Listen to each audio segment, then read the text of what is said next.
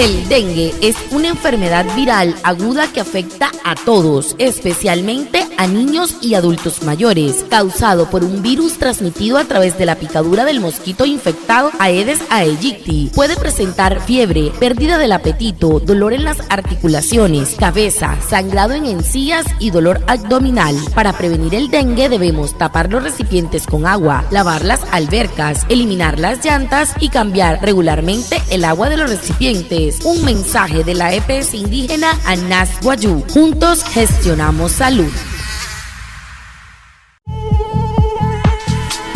Wanere dengue manakat wanere otonos mara warakamat stankin wayu una intepicho oto wayu moreu yo to otos nai he wane mei ni koile wayu eka ayuri nura terren snai mi wane nuria Aedes aegypti to apos oushua me kinye sar wayu stum ais snake sekarir pushu ais neki kashas nairo punastum otamsi ais nare hai mahapa no rut keren to wanere ka hnai me manka ke rose repuran ter te puran ka won humana ure hutuma te panka puran kuin haha pushwa kaseka plakaten pura won kuana hawane piet purika soy morre serut kani wane wairu ku eke lakaten urein hatuane pi puri hotoy hai mahirap